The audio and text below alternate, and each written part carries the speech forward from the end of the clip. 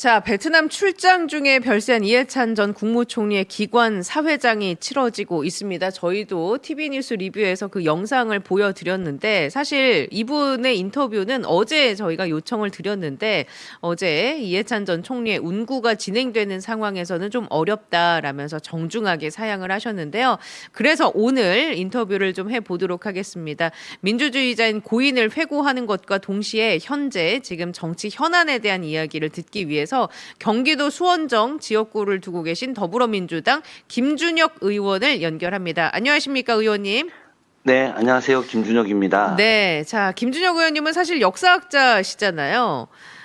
네, 예. 역사학자시기도 하고 이해찬 전 국무총리가 이제 민주화에 헌신을 해온 삶을 사셨다라는 이야기가 많은데 네. 개인적으로는 어떻게 평가하십니까? 이해찬 전 국무총리에 대한 삶? 누구나 다 알다시피 민주주의를 위해서 목숨을 걸었던 분이었고, 그로 인해서 엄청나게 고통을 겪었던 분이죠. 이번에 이제 돌아가신 그 가장 중요한 원인도 과거 유신 시대부터 전두환 노태우 시절 그 민주주의를 위해서 항거하다가 고문을 받았던 그 예. 후유증이 지금 네. 남아 있었기 때문에 이번에 이제 급격하게 베트남에서 이제 심근경색으로 돌아가신 건데, 그만큼 민주주의를 위해서 헌신하셨던 분이었고, 또 민주주의를 완성하는 과정 속에서 네 분의 대통령을 만드시면서 그곳에서 대한민국의 발전을 위해서 엄청나게 역할을 하셨던 그런 공로자이기도 하시죠. 예. 저는 이번에 그런 생각을 참 많이 했습니다. 옛말에 성공을 이루고도 한 곳에 머무르지 않는다. 혹은 뭐 혁명가는 집안에서 죽지 않는다. 뭐 네. 이런 말들이 있는데, 이분이 본인이 이제 이재명 대통령의 대통령 당선, 또 새로운 국민주권 정부를 만들고 난 이후에도 민주평통 수석 부의장으로서 예. 베트남과 여러 가지 그런 평화 교류를 위해서 그 아픈 몸을 이끄시고도, 네. 당시에 감기 몸살이 있으셔서 이번에는 좀 대신 평통 사무처장이 가는 걸로 하면 어떻겠느냐라고 했음에도 불구하고 네. 자기가 베트남과의 그 교류 약속을 지키기 위해서는 가야 된다. 이렇게 해서 무리하게 좀 가셨는데, 바로 이 부분이 대한민국을 위해서 일을 하다가 돌아가신 거 아니겠습니까? 그래서 저는 참 이해찬 총리의 죽음이 너무 가슴이 아프고 대한민국의 발전을 위해서도 참 안타까운 일인데, 우리가 여기서 하나 이제 중요하게 생각해야 될 것은 이해찬 총리의 어떤 서거를 우리가 좀 계속 기반으로 삼아서 대한민국의 발전을 위해서 모두가 함께 애써야 되겠다. 네네. 이런 생각을 좀 하고 있습니다. 네네. 정말 말씀해 주신 것처럼 끝까지 공적인 일을 하다가 돌아가셔가지고 한편으로는 굉장히 죄송스럽기도 하고 마음이 아픕니다. 예, 저는 네. 여기다 보면서 하나 더 이야기하고 싶은 게 있는데, 지금 국민의힘에서 대변인이 네. 왜 사회장이냐, 이런 이야기를 하고 있는데, 예. 저는 이런 말을 하는 것 자체가 있을 수 있는 일이냐. 이분이 개인의 그 어떤 사생활적 측면에서 베트남에 여행 갔다 돌아가신 게 아니잖아요. 네, 맞습니다. 명백하게 국가를 위해서 공무를 수행하다 가신 분이고, 그 공무 수행의 직책이 민주평통 수석부의장, 예. 국무총리급 자리 아닙니까? 그렇기 때문에 이분이 국가를 위해서 헌신하다 돌아가셨는데, 당연히 국가장인 형태에서의 사회장으로 치르는 것이 너무 당연한 일이고, 더한 예우를 해도 모자랄 판에 이렇게 왜 사회장이냐라고 이야기를 하고 있는 것은 정말 비상식적인 겁니다. 예. 국민의힘이 왜 국민들로부터 지지를 못 받느냐, 바로 이런 이유 때문에 국민들로부터 지지를 못 받는 것입니다. 네, 맞습니다. 맞는 말씀이시고, 사실 이해찬 전 총리님이 건강이 좀 급격하게 안 좋아지신 거를 많은 분들이 좀 화면으로 얼굴을 통해서 그분의 이제 얼굴에서 느껴지는 분위기로 걱정을 하셨는데, 그때 내란 전국으로 가보면 본인이 이제 내란 전문가다 그 와중에도 이런 표현 예. 쓰셨잖아요. 그러면서 네. 강하게 이제 비판을 하셨던 모습이, 그러면서도 이제 약간의 위트를 보이셨던 모습이 기억에 남는데, 네. 의원님께서는 이제 그 고인 존재 자체로 내란을 이겨낼 힘을 주신 분이라고 이제 저는 생각을 하는데, 네. 그 의미를 어떻게 지금 바라보고 계십니까? 기억이 아마 다들 생생하실 겁니다. 네. 총리님께서 네, 촛불 집회 우리 비세혁명 시기에 네. 무대에 올라가셔서 본인이 박정희, 전두환, 노태우 다 겪어봤다. 윤석열 이거 정말 웃긴다. 예. 별거 아니다. 이러면서 지금 저희들을 좀 격려해 주시지 않으셨겠습니까? 네. 사실 그런 격려가 본인도 쉽지 않으셨겠죠.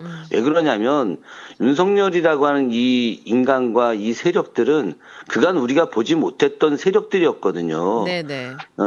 그간의 그 내란 세력들은 다 총칼을 갖고 있는 세력들인데 이 사람들은 정말 그 검찰 권력을 이용한 또 다른 형태의 강력한 무기를 갖고 있는 세력들이었거든요. 예. 이들과의 싸움이 그렇게 쉽지 않은 것인데 이분께서 몸소 그 와병 중에도 나서서 한겨울에 정말 그 추운데 나서주심으로써 우리들에게 든든한 버팀목이 되었고 그로 인해서 우리가 더 가열차게 싸울 수 있었던 거 아니겠습니까? 네. 저는 그 존재 자체만으로도 거대한 산이었다 이렇게 생각을 합니다. 예. 더불어민주당이 그래서 오는 31일까지 이제 당 차원의 공식 추모 기간으로 설정을 하고 이 네네. 기간 동안은 이제 필수적인 업무 말고는 당무를 좀 최소화하겠다. 그러면서 네, 이제 맞습니다. 이 전 총리님을 애도하겠다라는 입장을 밝히지 않았습니까? 네네. 예. 그런데 이제 최근에 핫한 이슈가 있었잖아요. 조국 혁신당과의 합당 논의. 그러면 네네. 이제 지금 이 논의에 대한 어떤 여러 가지 움직임들은 좀 잠잠한 상태입니까? 당내에서는 거의 그 합당 논의와 관련된 이야기들은 하고 있지 않습니다. 저희 지난번에 이제 초선 의원들, 네. 정청래 당대표가 좀 조급하게, 예.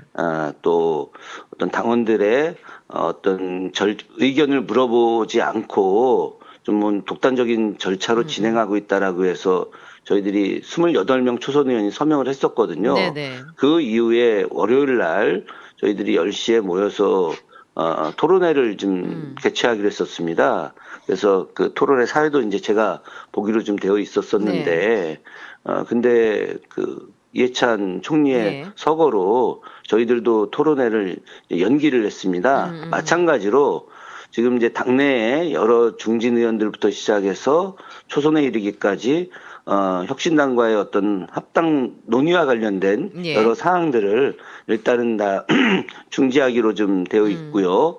그리고 아마 당의 그 여러 지도부 입장에서도 예. 지금 공식적인 논의를 하기에는 현실적으로 맞지 않다고 아마 네네. 판단하고 모두 좀 물밑으로 좀 잠깐 예. 잠깐이긴 하겠습니다만은 가라앉았다. 예. 저는 그렇게 생각을 하고 있습니다. 그러니까요. 이제 잠깐이라고 표현해 주셨는데 조문 정국이 끝나게 되면 어쨌거나 이제 다시 이제 현실 정치에 대한 이야기를 할 수밖에 없지 않겠습니까? 너무 당연한 예. 거죠. 그래서 이제 당원들 사이에서는 또 이런 얘기 나옵니다. 조국 혁신당과의 이런 합당 시도, 합당 논의가 이게 과연 이제 이해찬 전 총리의 워낙 이제 민주당의 어떤 교과서적인 분이시기 때문에 이제 그분이 주장하는 그 올곧은 정치, 보여주신 올곧은 정치를 계승하는 길인 것이냐 이런 이야기도 나옵니다. 어떻게 보고 계십니까?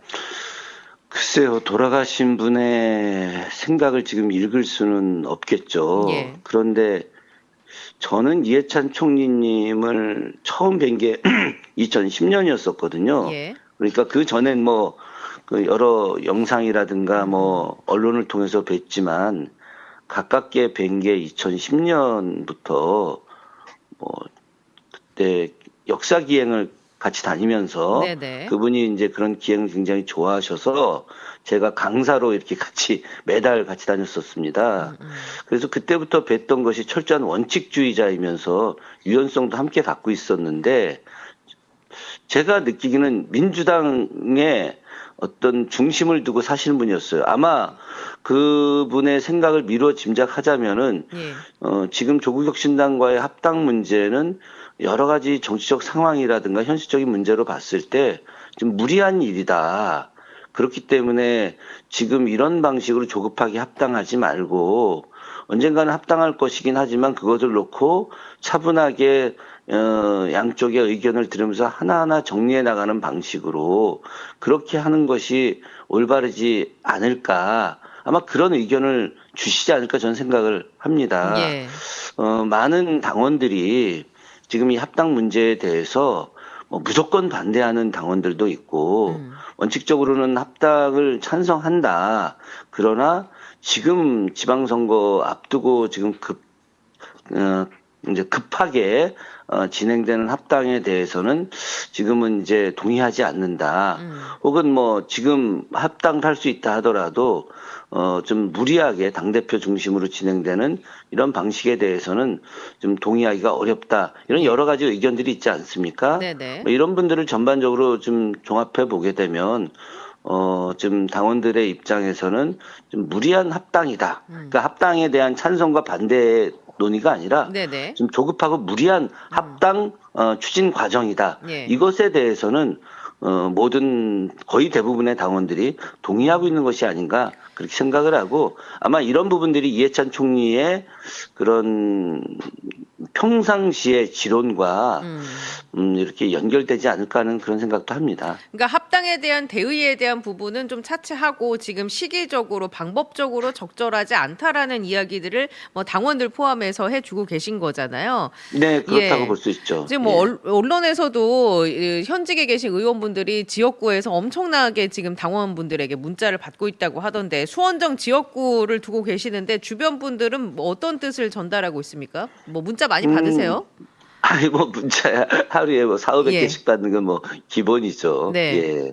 뭐 아마 민주당 의원님들이 하루에 4,500통 정도의 문자는 뭐 대부분 다 받으실 거라고 생각을 하고 있고요. 예. 뭐 저희는 지역구에 많은 분들이 좀 너무 급하게 추진되는 거 아니냐. 그러면은 만약에 조국혁신당 당원들 중에 지방선거 출마 준비하는 분들도 계실 텐데, 네네. 물론 우리 지역뿐만이 아니라 수원에 있는 다른 지역에도 또 계시지 않겠습니까? 예. 그런데 이분들하고 같이 그러면 경선을 하는 거냐? 합당이 되면, 네.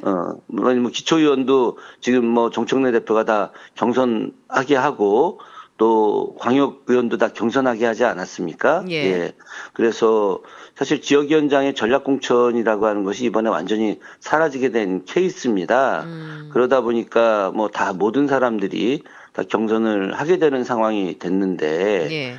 그렇게 될 때 조국혁신당과 합당하는 과정에서 일종의 뭐 아직은 알 수 없는 내용이지만 지분 나누기를 만약에 한다. 예. 그쪽에다가 지분을 준다. 그럼 그 지분이라고 하는 것이 어떤 뭐 광역의원에 뭐 몇 자리를 주고 기초의원에 몇 자리를 준다. 그러면은 우리가 그 여태까지 준비해왔던 예. 그 출마 후보자들이 갑자기 출마를 못하게 되는 거 아니냐. 네네.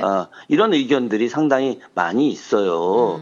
그래서 아니 대표가 그 사무 원칙을 통해서 어느 누구든지 예. 경선하게 다 한다고 했으니 조국 혁신당하고 만약 합당을 하더라도 그 똑같이 경선을 해야 된다. 네네. 이렇게 그 의견을 내는 분들 만약에 그렇게 하지 않고 뭐 이 특혜를 저쪽에 준다. 예. 그럼 받아들일 수 없다.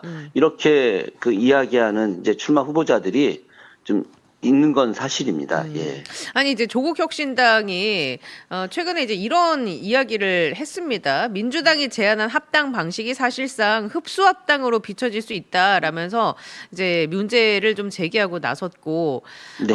이제 조승래 민주당 사무총장은 민주당이라는 큰 생명체 안에서 혁신당의 DNA도 잘 섞이게 될 것이다라고 얘기를 하지 않았습니까? 네네. 예, 그러니까 이제 여기에 대한 약간 반발성 발언이 나왔다고 볼 수 있는데 뭐 네. 당명을 변경한다든지 말씀해주신 것처럼 공천에 대한 지분을 보장해달라 뭐 이런 요구도 할 수 있을 텐데 어떻습니까? 이 상황에서 뭐 시기, 절차 이런 거를 종합적으로 포함시켜서 합당 자체가 이제 꼭 필요하다고 생각을 하시는지요? 저는 평상시에 조국혁신당 의원들하고 굉장히 친한 사이입니다. 네. 예, 아마 민주당 의원들 중에 아마 제일 친할 거예요, 제가. 예. 그래서 같이 식사도 자주 하고 대화도 많이 나누고 그래서 뭐 언젠가 우리 합당해야지. 합당해서 그 다음 총선 치러야지. 제가 늘 그렇게 이야기했거든요. 네. 합당해서 다음 총선 치러야지라고 이야기는 했는데 합당해서 지방선거 치르자는 얘기는 제가 한 번도 해본 적이 없었어요. 예. 조국혁신당 의원들도 지방선거를 같이 할 거라고는 생각을 본인들도 안 했고 네. 저는 뭐 황운하 대표하고도 윤석열 탄핵연대를 같이 했던 장본인이었고요. 예. 뭐 조국혁신당 안에 이제 친구들도 있고 그래서 굉장히 편하게 이야기하는 사이입니다. 그럼에도 불구하고 지방선거에 대한 고민을 솔직히 제가 해본 적이 없었어요. 아마 민주당 의원들 중에 합당 찬성은 아마 제가 봐서는 90%는 아마 찬성을 예. 다음 총선에 합당하고 예. 그 뒤에 대통령 선거도 같이 가자. 예. 가장 중요한 건 이제 대통령 선거를 같이 가자라고 하는 것에는 다 공통의 어떤 대의라고 생각을 했죠. 예. 그런데 이번 지방선거는 너무 좀 저도 솔직히 좀 굉장히 깜짝 놀랐고요. 충격을 좀 받았습니다. 그런데 뭐 제 개인적인 생각보다 조금 전에 그 앵커께서 말씀하신 내용대로 그 지금 이제 합당하는 과정에서 우리 조승래 사무총장의 발언과 서광진 그 네네. 지금 이제 대표의 네. 발언 이런 부분들이 약간의 날을 서기는 했어요. 그죠? 네. 예. 그렇지만 그거는 합당하는 과정에서 충분히 할 수 있는 이야기다. 그런 정도는. 뭐 왜냐하면 지금 합당 과정에서 이니셔티브를 좀 쥐고자 하는 거는 너무 당연한 거 아니겠습니까? 예. 그런데 여기서 문제가 하나 있는 게 우리 민주당 당원들의 99%라고 저는 생각하는데 아직 뭐 통계라든가 여론조사를 해본 적은 없지만 네.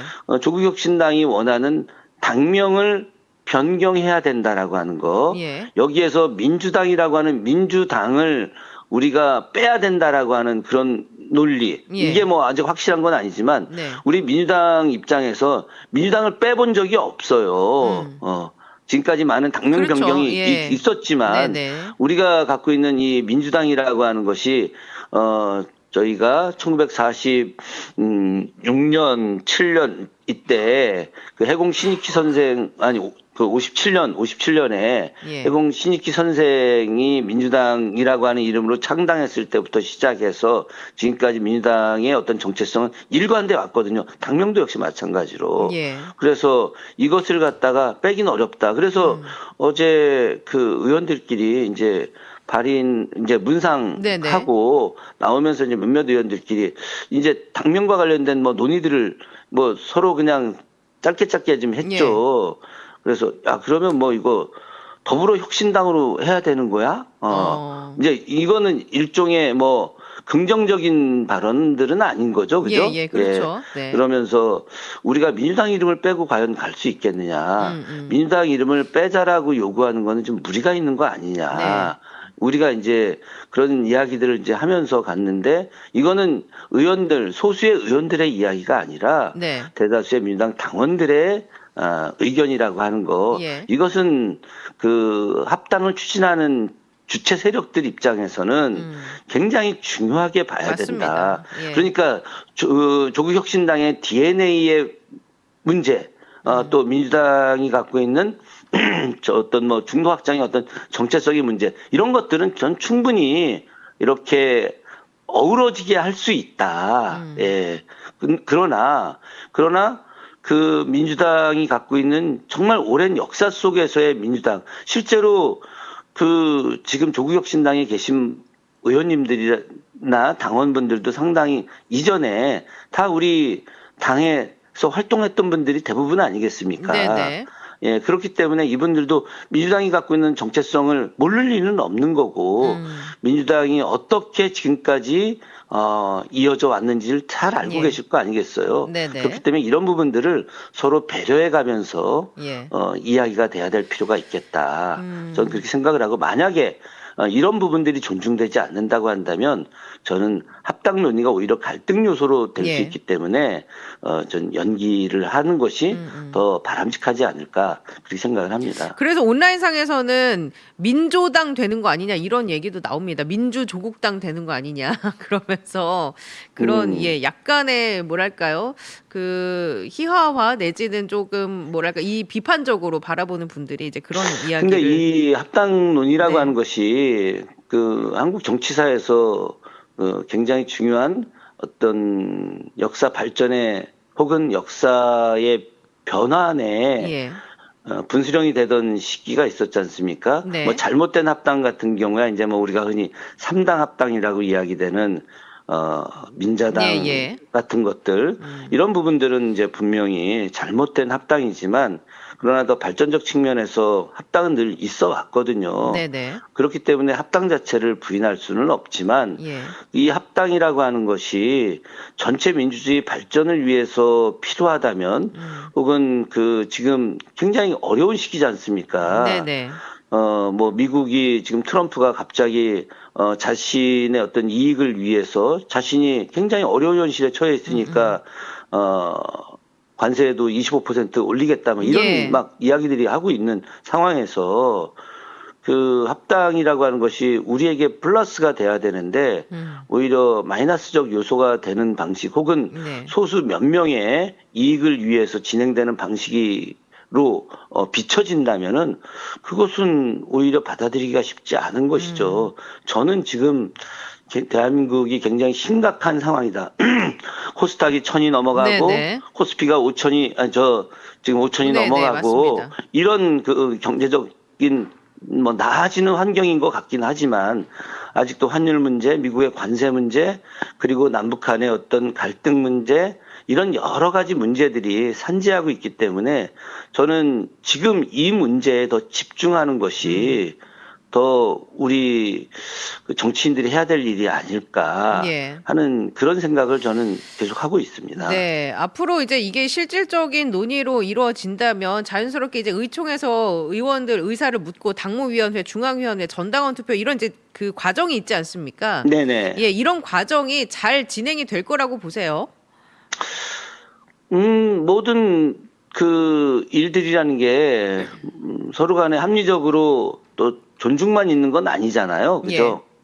뭐, 원래 이제 갈등이 존재해야지 또 그것을 치유해 나가는 과정이 정치적 발전에 또 기반이 될 수 있는 것이라고 저는 생각을 합니다.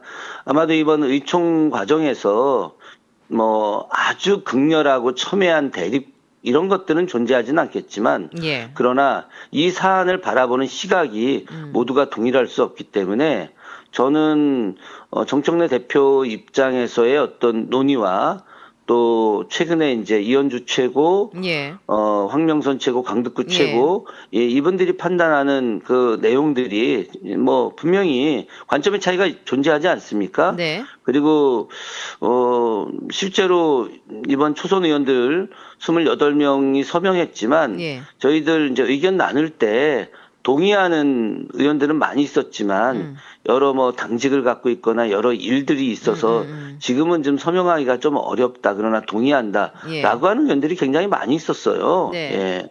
아마 재선 의원분들도 전 그럴 거라고 생각을 하고 있고 예. 그러다 보면은 이것을 수습하기 위한 아마 치열한 토론이 좀 있을 거라고 생각을 하고 그 과정에서 서로 간에 감정이 좀 다치는 네네. 경우들도 있을 수 있겠죠.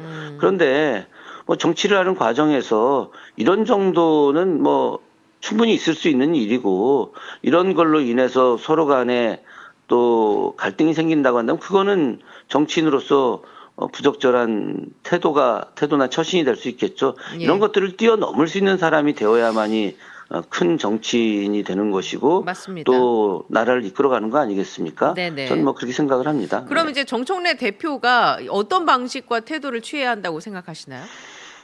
저는 정청래 대표님께서 물론 그 굉장히 중요한 내용이었기 때문에 비밀과 보안을 유지하기 위해서 예. 최고위원과 원내대표에게까지 말씀을 안 하셨거든요. 네네. 저는 원내대표에게도 말씀을 안 하신 것이 굉장히 사실은 놀라웠었습니다. 그런데 조국혁신당 그 조국 대표하고 전날 말씀을 맞습니다. 나눴던 거 예. 아니겠습니까? 예. 그리고 조국 대표는 그 당의 의원들과 또 의견을 나눴다는 거잖아요. 그죠? 네. 지금 확인해 보면, 예.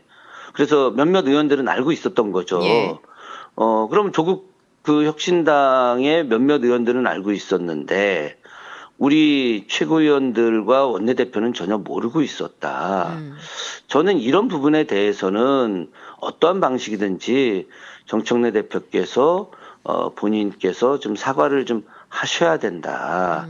그리고 나서 그 장기적인 전망들 혹은 뭐 또 단기적인 전망들 이것이 어떤 것이 이룰 것이냐 그리고 합당하는 과정에서 민주당 그 출마자들에 대해서 저는 불이익이 없게 해야 된다. 왜 그러냐면 네.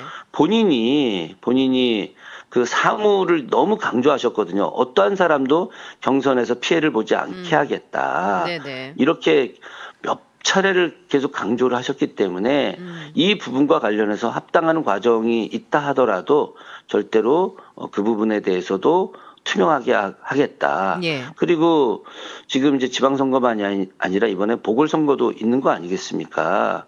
그 보궐선거 과정에서 그 국회의원 보궐선거 예. 국회의원 보궐선거에서도 어떤 특정인을 대상으로 전략공천한다 이런 것들이 아니라 그 지방 보궐선거도 역시 마찬가지로 철저한 경선을 통해서 진행되게 해야 한다. 이런 거에 대한 나름의 원칙을 저는 당연히 예. 어떤 의총에서 예. 내놓으셔야 된다.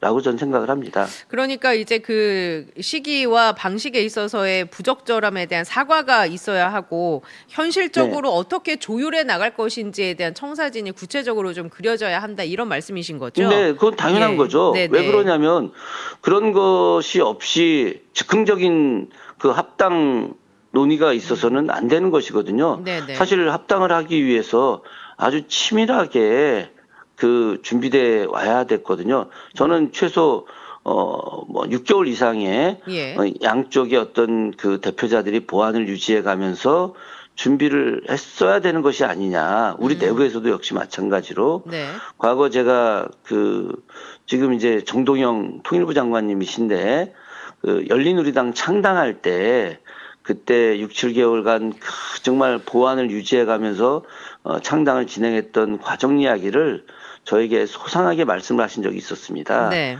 그러면서 어떤 한 일을 할 때 이런 결사의 정신을 가지고 그리고 그 다음을 내다보면서 치밀한 계획과 보안을 유지해야 된다. 예.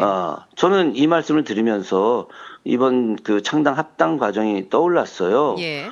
여기도 그렇다고 한다면 최소 4, 5개월 이상의 어떤 양쪽이 치밀한 그 계획을 가지고 논의를 하고 합당의 어떤 진행 과정들 여러 가지 네. 갈등 요소가 있을 걸 어떻게 대비할 것이고 또 여러 문제가 있을 걸 어떻게 대비할 것이고 그로 인해서 어떻게 하고 가장 이상적인 당명은 무엇일까 예. 이런 것들을 과연 치밀하게 준비해 왔던 거냐 아니면 치밀하지 않고 갑자기 지금 정치적 상황이 뭐 이런저런 상황이기 때문에 그냥 이걸 빨리 추진을 해서 2달 안에 뭐 끝내자. 그리고 그 이후의 갈등 과정은 그 이후로 미루자라고 이렇게 좀 약간 좀 쉽게 생각을 하시고 진행된 것이라고 한다면은 네.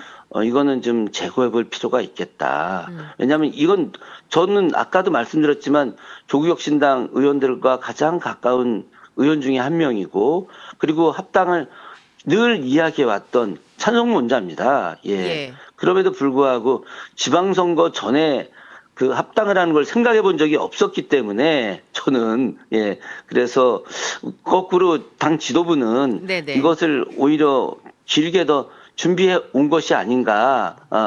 그런 또 기대도 하면서 만약에 그런 것이 아니라고 한다면 이것은 정말 다양한 의총 과정에서 논의가 있고 또 감정이 상한다 하더라도 해야 예. 되지 않을까. 근데 제가 이제 그 이 방송 말고 다른 방송에서 네네. 그런 얘기 했어요. 당대표가 이미 합당 선언을 했기 때문에 합당이 안 될 수는 없을 것 같다. 합당의 어떤 과정들은 진행될 수 있을 것 같다. 그런데 예. 그 진행의 과정이 정말 치밀해야 된다. 예. 이렇게 제가 이야기는 했었습니다. 예. 알겠습니다. 자, 그런데 이제 좀 다른 질문인데요. 이거를 좀 드려보겠습니다. 이제 이런 여러 가지 정치적 상황이 계속 이제 변화하는 가운데 이제 김어준 공장장이 네. 어떻게 보면 좀 영향력을 행사하는 것 아니냐. 예. 이제 이런 이야기가 나오고 있습니다. 이제 합당 제안도 그렇고 또 이제 김민석 총리 그 여론조사 건도 그렇지 않습니까? 그래서 네. 이제 본인이 정치적 플레이어로 활동하고 있다라는 그런 이야기도 나옵니다. 네. 네, 이 부분은 어떻게 보고 계십니까? 그건 뭐 제 개인적인 생각보다 많은 분들의 생각이 더 합리적인 거 아닌가요? 그 대부분의 분들이 김어준 뉴스공장 공장장이 예. 그렇게 지금 하고 있다. 과거 문재인 대통령 출마부터 시작해서 또 지난 총선 때 지민비조 예. 뭐 이런 거 계속 강조하시고 실제로 조국혁신당 창당 주역이다 이런 이야기 많이 하고 있잖아요. 네네. 그리고 이번 이번 그 지방선거에서도 지금 합당 논의와 관련해서 상당히 의견을 좀 많이 내시고 여론조사도 좀 네네. 그렇게 하셨고요. 저는 뭐 합당 논의 나오자마자 여론조사가 바로 진행이 되고 바로 또 여론조사 나와서 어쨌든 민주당 지지층이 70% 이상이 합당 찬성론자고 또 뭐 이상하게 나오는 뭐 논리가 궤변이다 뭐 이런 예. 식의 어떤 내용 하시는 것도 잘 들었고 또 김민석 총리 관련해서 여론조사를 총리실이 좀 하지 말아달라고 함에도 불구하고 뭐 그거는 뭐 내가 생각한 대로 하겠다는 그 뉘앙스의 예. 발언까지도 잘 들었는데 저는 뭐 김어준 공장장이 어쨌든 상당한 영향력을 좀 끼치고 있다. 그걸 뭐 현실적으로 느끼시나요? 그 내부에서? 그걸 못 느끼는 사람이 어디 있습니까? 아니, 그걸 못 느끼면 정치하지 말아야죠. 정치인이 아니지. 예. 그리고 대부분의 민주당 당원들이라든가, 뉴스공장을 듣는 애청자분들도 그런 부분들에 대해서 왜 생각을 안 하겠습니까? 네네. 그런데 이제 뉴스공장이 갖고 있는 중요한 사회적 가치들, 예. 그런 것들을 존중하는 거죠. 그러니까 뉴스공장이 좋은 뉴스를 전하고 좋은 내용에 대해서 분석해주고 또 다양한 패널들의 의견을 듣게 해주는 굉장히 중요한 사회적 가치. 네네. 이것과 별도로 이런 정치적 현안 문제를 김어준 공장장이 주도해 나가려고 하는 듯한 느낌을 주는 거. 예. 이것은 저는 별개의 문제라고 생각을 합니다. 저도 뭐 뉴스공장 네네. 이렇게 여러 번 출연했던 사람이긴 예. 합니다만은 그것과 이번에 그 김민석 총리에 대한 여론조사 문제라든가 예. 아니면 조국혁신당과 민주당 양당의 어떤 그 합당 문제와 관련해서 너무 주도적 입장으로 나가려고 하는 듯한 모습은 그것은 썩 알겠습니다. 바람직하지 않을 수 있다. 전 그렇게 생각을 합니다. 알겠습니다. 자, 오늘 말씀 여기까지 듣겠습니다. 감사합니다. 네, 고맙습니다. 네.